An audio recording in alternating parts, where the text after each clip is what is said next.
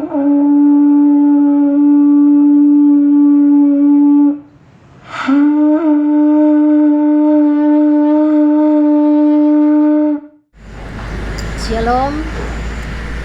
saya Pendeta Sipora Payai SSI. Saya bekerja di Klasis GKI Yapen Selatan, Jemaat GKI Sion Mantembu. Pada saat ini, saudara-saudara, saya akan menyampaikan bagian firman Tuhan yang terangkat di dalam Alkitab Perjanjian Baru, surat Paulus kepada jemaat di Efesus pasal 4 ayatnya yang kedua, dengan judul pembacaan kesatuan jemaat dan karunia yang berbeda-beda. Saudara-saudara seiman yang saya kasihi di dalam Tuhan kita Yesus Kristus, Efesus adalah sebuah kota yang sangat penting, karena di kota ini pusat dari seluruh kegiatan, proses mengirim keluar berbagai kebutuhan yang dibutuhkan oleh kota yang lain. Tetapi juga di kota ini, kapal laut dari Roma singgah pada pelabuhannya. Jikalau latar belakang kota Efesus seperti ini, maka kita dapat membayangkan bagaimana pengaruh rohani dan jasmani yang tersebar dan tertanam di dalam hati orang-orang Kristen yang ada pada saat itu. Pada ayat yang kedua dikatakan bahwa hendaklah kamu selalu rendah hati, lemah lembut dan sabar. Tunjukkanlah kasihmu dalam hal saling membantu. Kita dapat melihat bagaimana sifat atau kebiasaan orang yang hidup selalu merendahkan orang lain dan ia berpikir, bertingkah tinggi hati dan mengatakan bahwa ia tidak sama seperti orang lain. Ini berarti bahwa pengaruh pengajaran yang tidak sesuai dengan ajaran Tuhan mempengaruhi iman, kasih, dan pengharapan mereka kepada Tuhan. Orang-orang Kristen yang selalu diperhadapkan dengan ajaran Tuhan, sudah tentu mereka memiliki sikap dan perilaku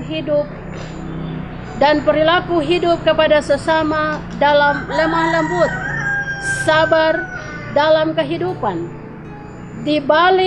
Namun dibalik dari kehendak Tuhan, justru mereka menganggap bahwa mereka lebih kuat, lebih tinggi, baik dalam pemahaman yang dilihat dari sisi kekayaan, kehormatan, dan kehidupan, sehingga mereka tidak punya penguasaan diri, tidak sabar, tetapi cepat-cepat untuk bertindak dan berlaku tidak adil terhadap sesama.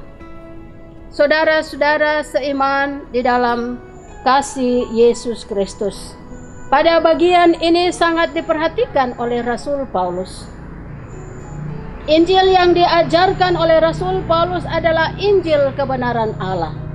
Sehingga Paulus menasihati mereka supaya hidup mereka harus sesuai atau sama dengan ajaran Tuhan, yaitu mereka harus rendah hati, lemah lembut, dan sabar. Mereka juga harus menunjukkan kasih mereka kepada sesama, tetapi juga mereka harus saling membantu satu dengan yang lain. Ini adalah ajaran yang benar yang harus dilakukan oleh orang-orang Kristen. Sebab orang Kristen dipanggil sesuai dengan rencana Allah untuk menjadi berkat bagi orang lain. Saudara-saudara seiman di dalam Kristus, masa pandemi yang kita alami adalah masa yang mengandung sebuah penderitaan. Disinilah letak tingkat iman percaya kita kepada Tuhan. Kalau hidup kita ini selalu lihat kepada Tuhan, maka hidup kita akan sendirinya menjalankan apa yang telah Tuhan buat dan kerjakan bagi kita. Ia tidak mempertahankan dirinya sebagai anak Allah, tetapi dari kerendahan hati, dari kelemah lembutan, dari kesabaran. Itu menjadi pelajaran bagi kita untuk kita dapat melihat dan memahami apa maksud Tuhan mengizinkan situasi penyakit virus corona dan berbagai tantangan iman yang lain hadir dalam kehidupan kita. Sejauh mana iman kita kepada Tuhan? Bapak Ibu Saudara yang dikasihi oleh Tuhan kita Yesus Kristus, dalam perenungan ini mengajak kita sebagai orang-orang yang percaya kepada Tuhan untuk kita dapat menunjukkan kepada sesama kita dan kepada dunia bahwa Tuhan kita sebagai Tuhan dan Juru Selamat. Dia rela mati untuk kehidupan kita sehingga kita memperoleh keselamatan. Tidak ada sesuatu yang sulit untuk kita lakukan kalau setiap saat kita berpegang teguh kepada kebenaran. Hidup kita itu selalu mau menerapkan kebenaran Tuhan dengan membantu dan hidup di dalam kasih.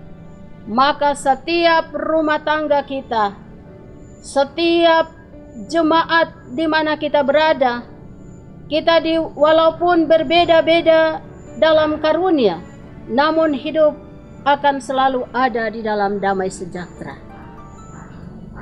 Saudara-saudara yang dikasihi oleh Tuhan, marilah kita hidup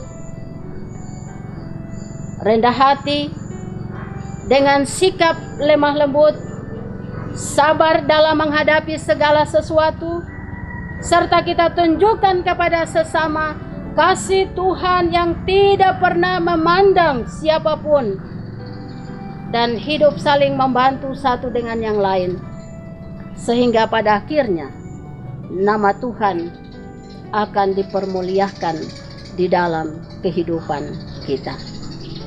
Amin.